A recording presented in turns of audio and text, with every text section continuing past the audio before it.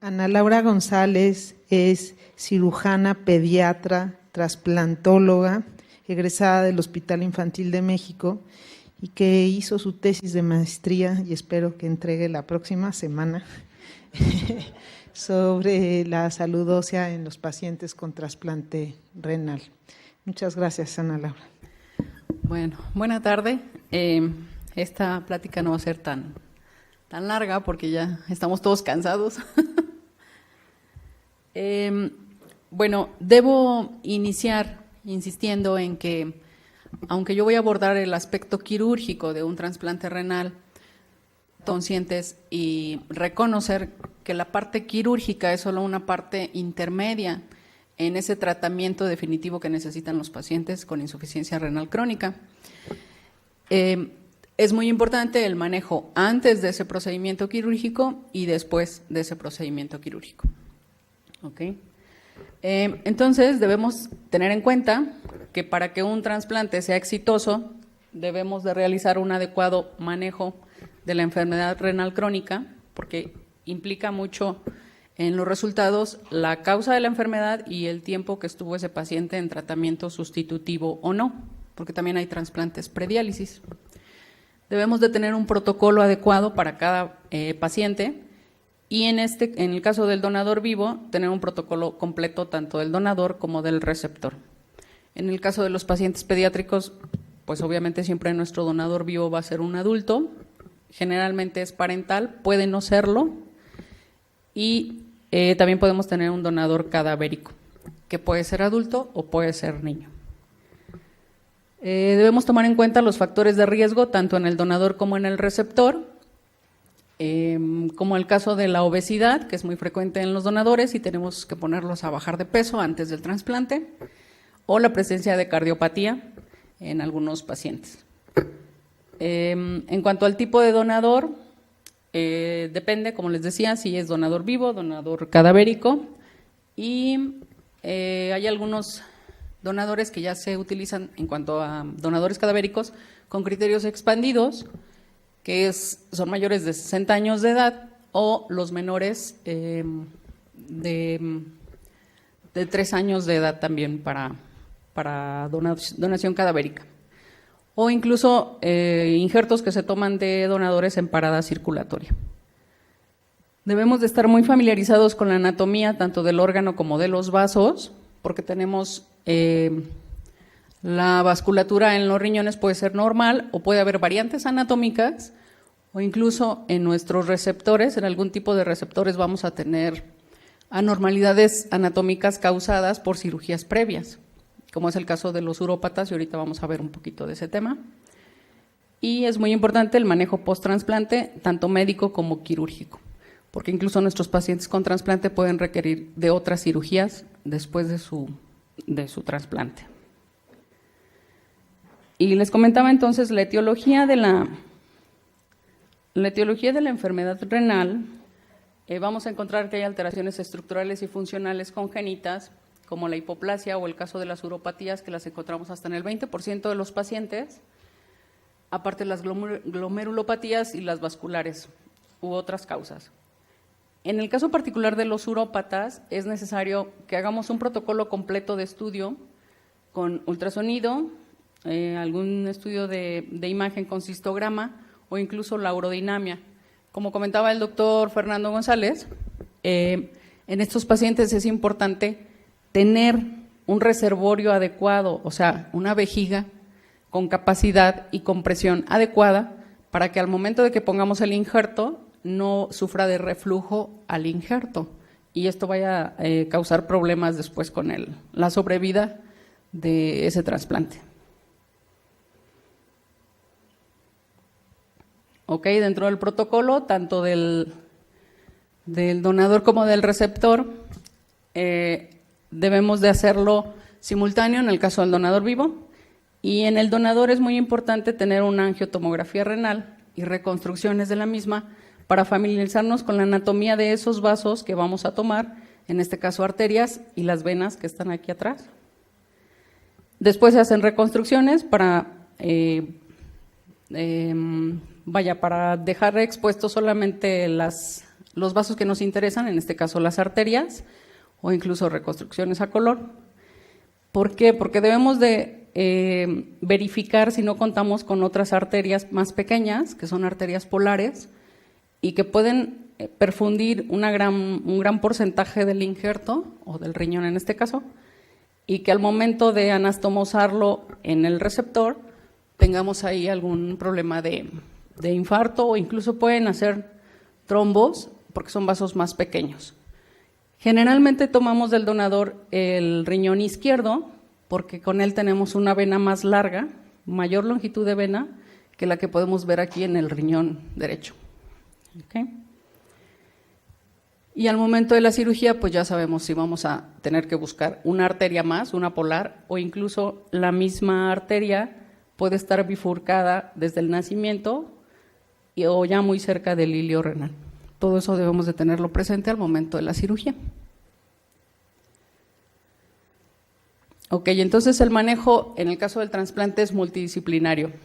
Y para mí es muy importante que todos sepamos que intervienen en este tratamiento el nefrólogo, la psicóloga, el trabajo social, infectología, clínica del dolor, radiología con los estudios del protocolo, patología incluso si necesitamos de una biopsia renal, terapia intensiva, el coordinador de donación en el caso de los pacientes que se someten a trasplante de donador cadavérico, el servicio de anestesiología y el cirujano de trasplantes. O sea, no nada más es el cirujano, es todo este equipo multidisciplinario que tiene que intervenir para dar tratamiento a nuestro paciente. Dentro del manejo preoperatorio es importante que nuestro donador mantenga una uresis adecuada al momento de entrar a la cirugía para que tengamos en las mejores condiciones ese injerto al momento de quitarlo y trasplantarlo. Al receptor se le tiene que inducir con anticuerpos monoclonales, que puede ser basiliximab o daclizumab, para ir mediando la respuesta inmune al momento de recibir el injerto. La etapa transoperatoria se divide también en varias partes que tenemos que estar manejando y sobre todo como en el orden adecuado y en los tiempos necesarios para que todo salga bien. Necesitamos la monitorización e inducción de la etapa anestésica es diferente en el donador que en el receptor. En el donador debemos, como les decía, mantener una buena uresis. Se tiene que colocar sonda urinaria en ambos, donador y receptor. Y la posición del paciente es particular para abordar y realizar la nefrectomía. Una vez que tenemos el injerto, vamos a realizar la perfusión de una manera adecuada con solución preservadora. Aquí es donde entran nuestros tiempos de isquemia fría y de isquemia caliente, que ahorita vamos a ahondar un poquito en eso. Y posteriormente viene la etapa en la que realizamos el implante de la vía urinaria, en este caso del uretero, previo a la cirugía de banco, la reperfusión y el reimplante con el cierre ya del trasplante de la cirugía. Básicamente las técnicas quirúrgicas no han variado mucho desde los 60s. En los 90s hubo como un hincapié en realizar estas técnicas adecuadas para que pudieran intervenir varios equipos de trasplante de manera simultánea cuando se empezaron a hacer los trasplantes multiorgánicos, donadores multiorgánicos, porque recordemos que el riñón es el último órgano que se quita en un donador cadavérico. Entonces tenía que haber una adecuada coordinación de estos equipos y poder trabajar de manera simultánea para obtener los mejores órganos, en el caso de corazón, hígado y riñones, de un mismo donador. Entonces aquí tenemos un poquito de la monitorización y la anestesia. Tenemos al donador, la posición es lateral. Generalmente como tomamos el riñón izquierdo, debe ser de decúbito lateral derecho, debe tener una sonda urinaria también el paciente, hiperextender la parte lumbar para poder abordar adecuadamente el riñón y al momento que lo extraemos, tener adecuada visibilidad. El camplaje de los vasos puede ser incluso a nivel de cava o de aorta, y de ahí ya se hace el corte para obtener los vasos renales. Entonces debemos tener adecuada visibilidad y control para una hemostasia. En el receptor, igual, la monitorización también consiste en, incluso para tomar de TEA invasiva, hay que colocarles línea arterial, colocar una sonda urinaria. Al receptor le vamos a infundir una solución con antibiótico en la vejiga, y se tiene que dejar esa vejiga llena para que al momento de hacer el implante ureteral sea más fácil técnicamente construir un túnel submucoso que necesita el uretero como mecanismo antirreflujo. Bueno, aquí ya estamos en la parte donde tenemos el injerto. Necesitamos hacer nuestra cirugía de banco. Es importante al injerto retirar el exceso de grasa, hay que respetar siempre la cápsula. No vamos a lesionar los vasos del uretero, eso es muy importante, porque incluso podemos tener isquemia ureteral y fugas urinarias posteriormente. Debemos de tener una adecuada preparación de los vasos, vena y arteria, y por lo menos se debe perfundir el injerto con solución preservadora por 10 minutos. Generalmente la que se utiliza es custodiol, que es HTK, que sabemos que tiene histidina, triptófano, cetoglutarato y manitol. Y esto nos ayuda a estabilizar la membrana, a contrarrestar la acidosis y regular el ATP, disminuyendo también la inflamación del injerto. Ahora, el trasplante en el receptor, en el receptor pediátrico hay dos maneras de colocarlo. Una puede ser el extraperitoneal a nivel de fosa ilíaca derecha o intraperitoneal, que es cuando la anastomosis se realiza directamente en cava y aorta, porque el paciente es pequeño, pesa menos de 15 kilos, y el injerto no va a tener el suficiente aporte de sangre si lo anastomosamos a los vasos ilíacos, que es lo normal cuando se hace retroperitoneal en fosa ilíaca. Entonces también eso implica una variante que debemos tener en cuenta para nuestro abordaje. Debemos tener una cuidadosa disección y ligadura de nuestros vasos y el tejido linfático, también en el receptor, porque si no podemos tener el riesgo de tener linfoceles o sangrados que después nos den ahí lata al momento de la reperfusión. Es importante cuando vamos a hacer las anastomosis tener bien clampados los vasos, incidir y lavar con solución heparinizada para evitar el riesgo de trombosis, de formación de coágulos. Y las anastomosis vasculares se realizan con sutura de monofilamento no reabsorbible, polipropileno de fino calibre, que generalmente es 5 ceros y 6 ceros, y se debe hacer con surjeté en ambas caras de los vasos, anterior o posterior.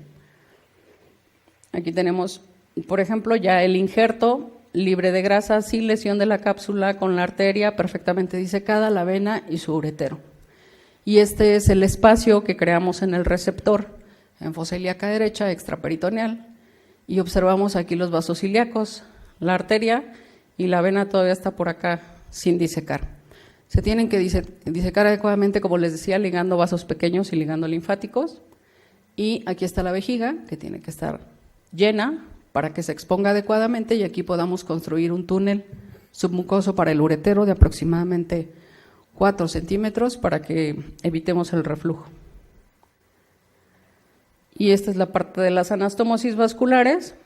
Está aquí los clamps perfectamente colocados para que no tengamos sangrado. Bien lavada la parte interna de la arteria para no tener ahí riesgo de coágulos, de trombo, y la cara posterior ya está suturada y aquí tenemos la cara anterior que también se tiene que suturar. Aquí ya tenemos realizadas las anastomosis tanto en vena como en arteria y estamos a punto de quitar ahí los clamps. Este es nuestro injerto. Posteriormente viene el implante o la cirugía de la vía urinaria, que también puede ser intravesical o extravesical. Generalmente lo que se utiliza es extravesical,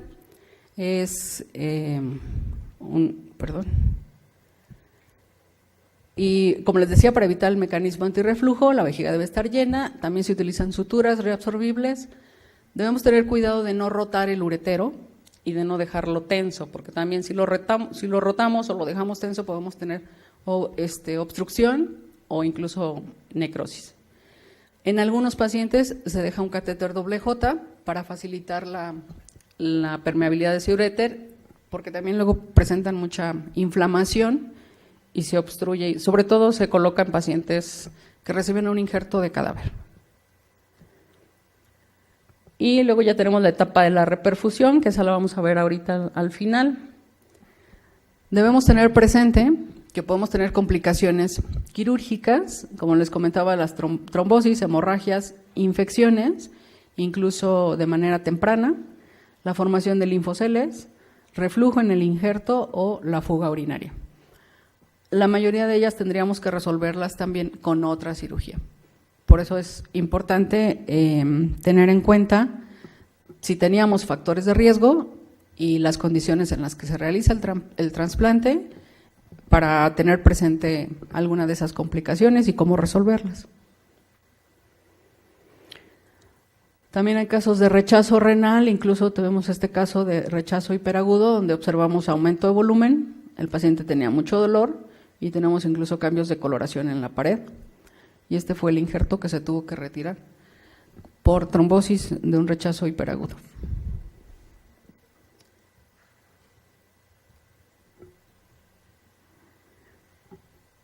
Y el otro tipo de trasplante que se puede realizar en los niños es cuando el donador también es un niño y necesitamos una masa nefronal suficiente para que pueda funcionar el injerto. Tomamos los 2 riñones, generalmente deben de medir más de 6 centímetros, y ahí los anastomosamos con sus ureteros y con un parche de cava y de aorta para tener la anastomosis aquí directa, sin tener que estar anastomosando cada arteria y cada venita porque hay más riesgo de trombosis. Y aquí ya está colocado el injerto y tenemos los ureteros. Es el trasplante renal en bloque. En el Hospital Infantil de México hace algunos años realizamos un estudio para saber la sobrevida de los pacientes urópatas que reciben un trasplante renal, porque en algunos centros los descartaban como candidatos y no querían realizar trasplante en este tipo de pacientes, argumentando que la sobrevida iba a ser mucho menor y que se iba a desperdiciar ese injerto. En nuestro estudio comparativo observamos que la sobrevida del paciente es la misma en pacientes urópatas y no urópatas, y la sobrevida del injerto realmente disminuye o empieza a disminuir alrededor de los 5 años después del trasplante, pero en general es una buena sobrevida como opción para este tipo de pacientes y no debemos de descartarlos. Y aquí tenemos alguna información sobre los trasplantes en México por año, en los últimos 10 años, reportado por el Senatra. Hemos visto que hay un incremento en el número de trasplantes y aquí los dividen en cuanto al donador, si es donador vivo o donador cadavérico. Siempre es mayor la cantidad de trasplantes de donador vivo que se hacen en todos los centros en México. Y aquí nos reportan los trasplantes por año en los primeros 5 centros donde más se realiza trasplante renal. En este caso de donador vivo, tenemos en Guadalajara, Jalisco, aproximadamente 322, en Coahuila es el segundo lugar, Jalisco en medio privado, esto fue en el IMSS, acá en medio privado, y en la Ciudad de México en La Raza, y en el Hospital de Puebla también del Seguro Social. Y acá estamos en cuanto al donante fallecido. ¿Cuáles son los primeros 5 centros en donde se realizan más trasplantes? Es Guanajuato, Centro Médico Nacional, especialidades del IMSS, en La Raza, también del IMSS, aquí en México, el Subirán de Salubridad y el Hospital de Especialidades del Bajío, en Guanajuato, que también es Seguro Social. Y aquí tenemos el reporte anual del total de todos los trasplantes. En este caso sería Jalisco, especialidades, Guanajuato y La Raza, que es donde más se realizan o más actividad de trasplantes hay. Y como les comentaba, la reperfusión, pues es como, para nosotros es como la culminación y la imagen que todos queremos ver para pensar que vamos a tener un trasplante exitoso. Aquí es cuando ya se quitan los clamps vasculares y observamos cómo perfunde el injerto. Y así se debe de observar. Escaso sangrado, porque no hay daño en la cápsula, no hay exceso de grasa en el injerto. A nivel de las anastomosis vasculares también está con poco sangrado, incluso se ve la pulsación de la arteria, y tenemos el uretero, en donde empezamos a ver la salida de orina. Esa es la imagen ideal, la que todos queremos y por la que todo ese equipo multidisciplinario trabajó horas, días, en el caso del donador vivo. El injerto debe estar turgente, pleno y sin sangrado. Y bueno, la uresis en todo su esplendor está acá, que también es un dato muy importante para nosotros de que el injerto está funcionando. Y ahí fue en bloque.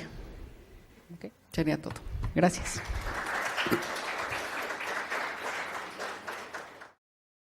Muchas felicidades. Gracias.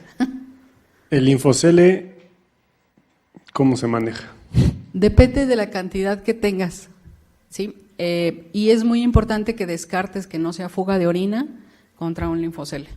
Ahí lo que hacíamos en el Hospital Infantil de México pues era tomar creatinina líquido, como dejamos un Penrose, que olvidé mencionarlo, exacto, dejamos un Penrose que nos va a estar monitorizando tanto el sangrado como la presencia de fugas urinarias o linfocele. Se hace el comparativo y depende de la cantidad que encuentres. Generalmente si son menos de 20 mililitros dejamos a que se reabsorba, pero tenemos que estarlo monitorizando. Y así es mayor si tienes que optar por drenarlo. Depende también en dónde se localice el linfocele, si lo puedes drenar percutáneo, guiado por ultrasonido, o tienes que abordar para drenar y limpiar esa cavidad otra vez. Lo que menos quieres es tener que operar otra vez al paciente. Claro. Hay muchos que ocupan nutrición parenteral y dejan en ayuno. No, nosotros no lo manejamos. Digo, porque también si lo dejas mucho tiempo, ese linfocele se puede infectar. Y si estás esperando a que funcione o le das Octreot y de otra cosa, no va a funcionar. Depende de la cantidad que tengas, ya decides si lo drenas o dejas que se reabsorba. Te digo, como hay la opción de hacerlo percutáneo, guiado por ultrasonido, y la verdad es que los radiólogos en el Hospital Infantil de México también son muy buenos y te pueden precisar exactamente dónde están los vasos para que no causes otra complicación mayor al momento de puncionar. Se han drenado con éxito la mayoría de ellos. Muchas gracias. ¿Hay alguna otra pregunta? Yo sí tengo. ¿Qué hay de la nefrectomía laparoscópica? Ya sé que en el infantil no se hace, pero hay otros centros donde sí la hacen. ¿Y cuál es tu opinión al respecto? Sí, precisamente en el centro que yo sé que se realiza más es en cardiología con el doctor Aburto, que incluso ellos la han hecho mano asistida. Nutri también. O en Nutri también mano asistida, pero estamos hablando de trasplantes en adultos, para adultos. En este caso, al menos en mi formación, estábamos muy renuentes a eso, por la situación de no tener un completo control de los vasos.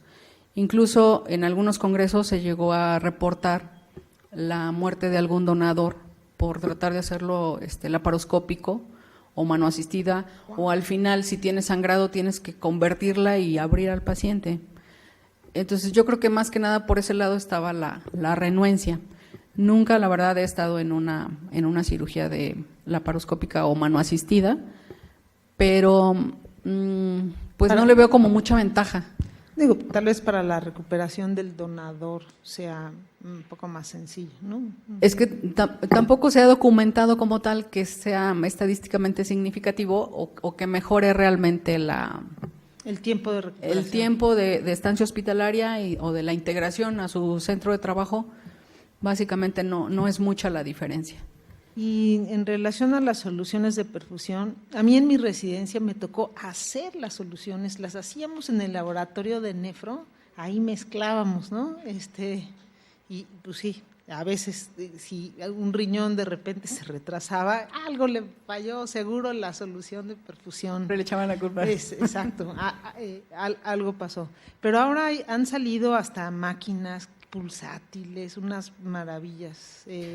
Teóricamente eso sí mejora la sobrevida del injerto, sobre todo para los donadores cadavéricos. Sí está recomendado. Y sí, también en mi formación en trasplantes, la solución que utilizábamos para nuestro injerto de donador vivo era preparada ahí en el infantil, por nefrología. ¿Hay alguna otra pregunta? Mencionó que ya se hacen trasplantes de adultos mayores a pediátricos. La sobrevida del injerto… O criterios expandidos. Ajá, como criterio expandido. ¿De cuánto es? ¿Lo mismo que si fuera de un adulto joven o de otro pediátrico a pediátrico? Lo que pasa es que aquí sí se utilizan también como con cierto criterio para el tipo de receptor. O sea, no vas a utilizar un injerto de un donante con criterio expandido para un buen receptor, por decirlo así. También lo destinas a pacientes con menos probabilidad de sobrevida a largo plazo del injerto, como en el caso de los urópatas. Por ejemplo, ahí se puede utilizar ese tipo de injertos de donadores. Y la sobrevida, como te mostraba en la tabla, disminuye un poco, a lo mejor un 30% o 20%, pero es 5 años después del seguimiento o de sobrevida del injerto. Los primeros años, los primeros 3 años por lo menos, la sobrevida es la misma. Gracias. Muchísimas gracias, Laura. Gracias.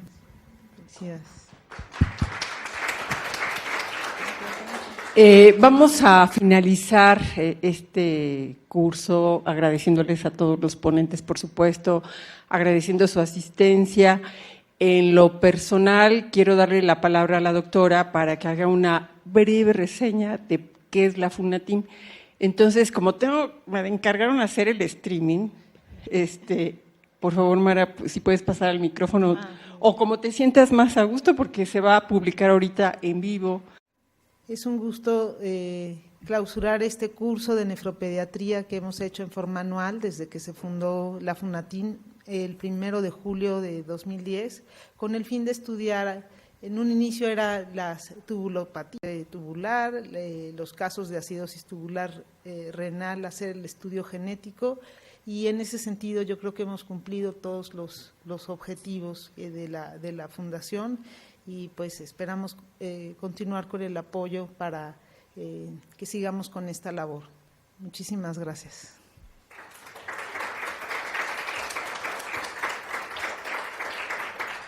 Bueno, pues eso es todo. Muchas gracias. Yo soy la doctora Laura Escobar, no me presenté desde el inicio, pero como siempre salgo en los videos, pues ahí van a ver el nombre. Se aceptan sugerencias, vamos a seguir haciendo estos cursos, los hacemos internacionales. Seguramente el siguiente año pues vendrán nuestros colegas españoles, la doctora Rosa Vargas Puzú del grupo donde está fuerte el estudio genético de enfermedades renales de la infancia. Esperamos armar un programa así maestro para que todos ustedes nos acompañen. Muchas gracias. Hasta luego.